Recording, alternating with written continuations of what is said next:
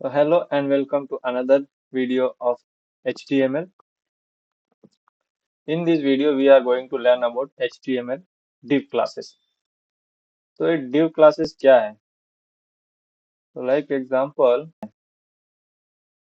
example, मान लीजिए कि आपके वेब पेज पे बहुत सारी बहुत सारी जो है अलग अलग सेक्शंस डिवाइड की गई हैं. एग्जाम्पल के लिए यहाँ पर देख लें.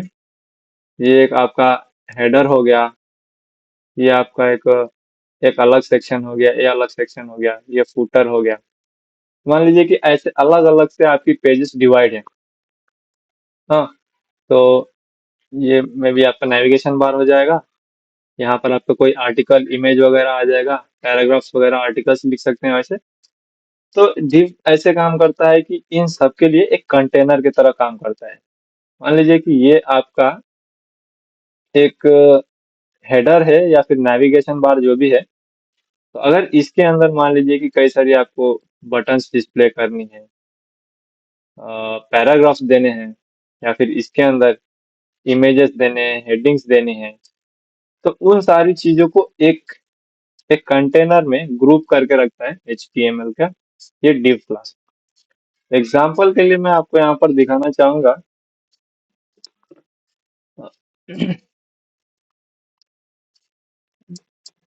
bookmyshow.com.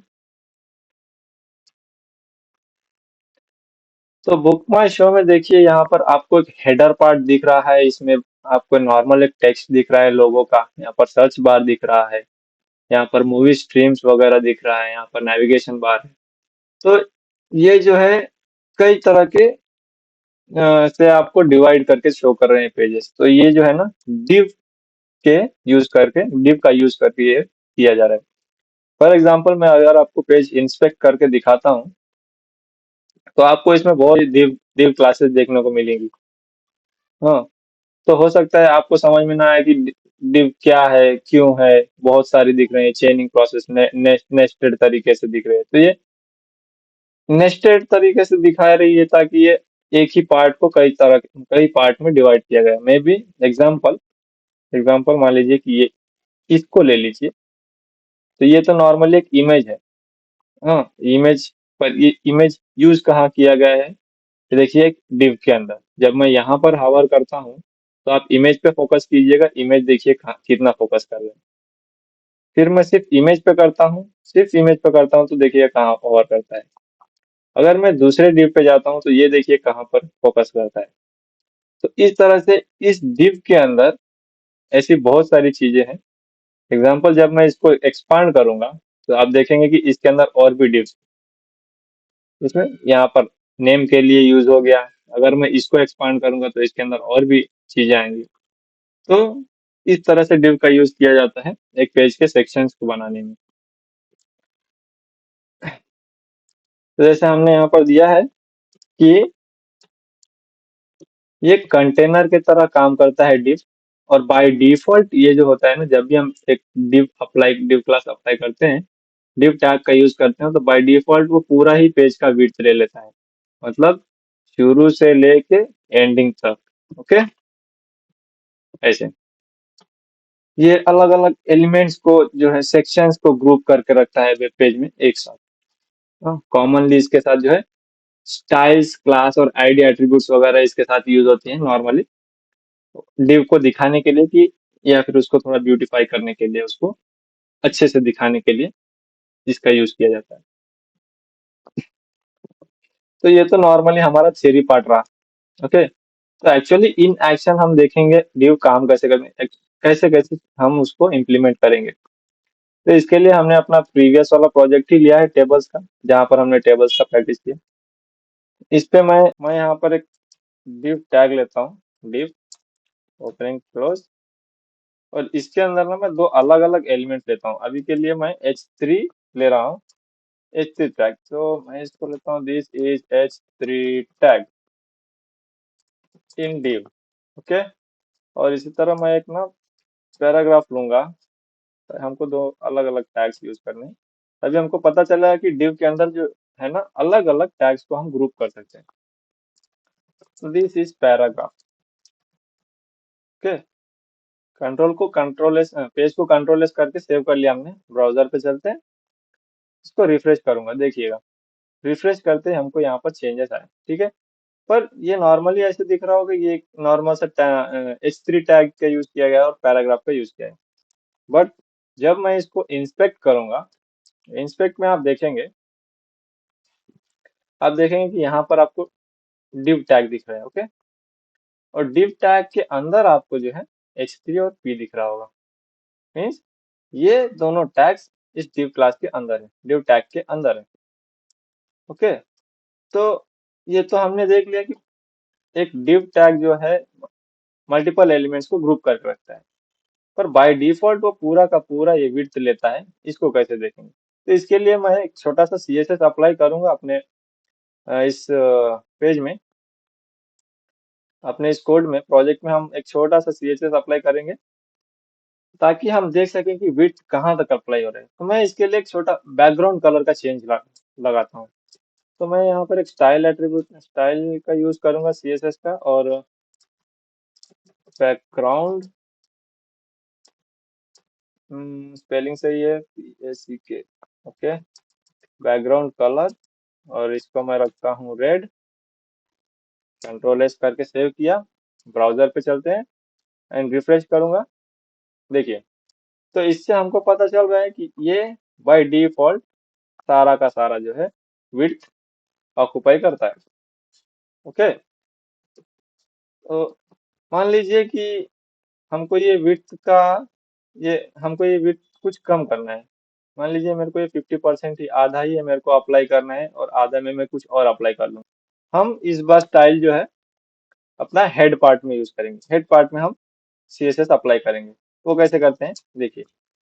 नॉर्मली हमको करना किस पे है, अगर मान लीजिए कि हमको इस div पे हमने अपना जो भी CSS अप्लाई करना है वो करना है, तो हम यहाँ पर क्या करेंगे कि इस div को कॉल करेंगे। div ऐसे नहीं, हम इसको यहाँ पर से स्टाइल के अंदर ऑलरेडी है, तो div, और ये opening and closing bracket, okay.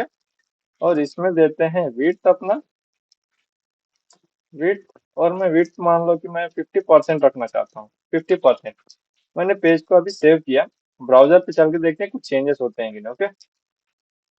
ये देखिए, ये 50% आधे में आ गया है, ठीक है। तो सेम तरह हमने जो ये बैकग्राउंड यहाँ पर यूज किया है, तो यहाँ से स्टाइल को हटाकर हम इसको भी इसी के अंदर डालेंगे। बैकग्राउंड कलर, ये रहा, एलिस ब्लू यूज करेंगे हम अभी, और यहाँ से मैं इसको रिमूव कर रहा हूँ सिंप्लिसिटी के लिए, ताकि पेज हमारा थोड़ा क्लीन एंड क्लियर दिखे। कंट्रोल एस, ब्राउजर ओपन किया, रिफ्रेश करूंगा, ये देखिए आपको लाइट ग्रीन दिख रहा होगा। अगर नहीं दिख रहा होगा तो मैं कलर को चेंज करूंगा, तब आपको शायद दिखे ऑरेंज। रिफ्रेश करूंगा, ये देखिए, ओके। तो इस तरह से हम डिव को भी मॉडिफाई कर सकते हैं, चेंजेस कर सकते हैं। मान लीजिए ये तो वर्टिकली है, अगर मेरे को ये लेंथ थोड़ा नीचे तक चाहिए, तब मैं क्या करूंगा, तब मैं इसकी हाइट को एडजस्ट करूंगा। तो सेम चीज यहाँ पे मैं ये कर सकता हूँ कि यहाँ पर हाइट, हाइट एडजस्ट करेंगे। हम हाइट करते हैं, मान लीजिए कि यहाँ पर 200 पिक्सल्स में करते हैं। पिक्सल्स और परसेंटेज दोनों में ही कर सकते हैं आप, मैं पिक्सल्स में, हाइट को पिक्सल्स में करता हूँ।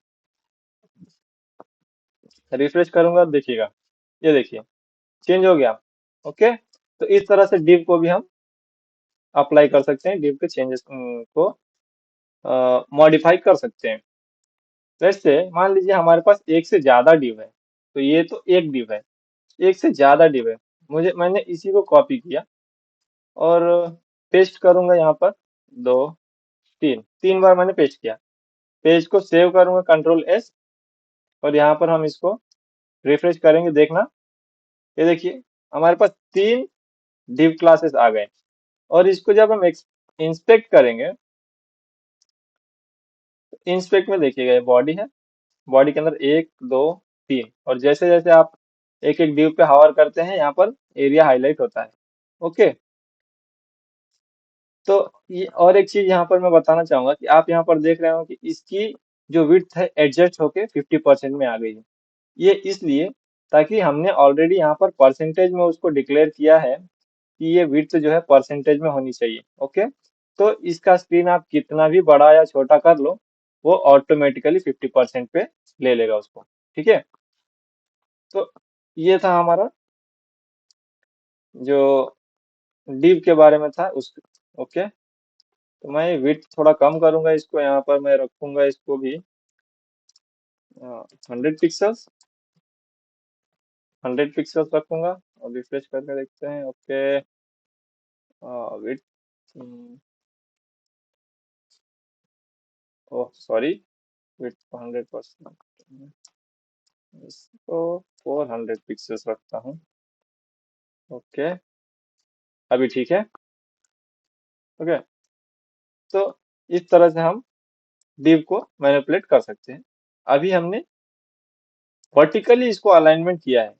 अगली वीडियो में हम देखेंगे इसको साइड बाय साइड हॉरिजेंटली कैसे हम अलाइन कर सकते हैं, ताकि हम अपने अदर कंटेंट्स, मान लीजिए कि यहाँ पर मेरा अगर इमेज है, यहाँ पर अगर मेरा कंटेंट है, यहाँ पर शायद मेरे को अगर इमेज प्लेस करने को मन करे, तो मैं उस div के अंदर उस इमेज को भी अप्लाई कर सकूंगा। तो ये हम अगली वीडियो में देखेंगे। Thank you for watching, keep sharing and subscribe the channel.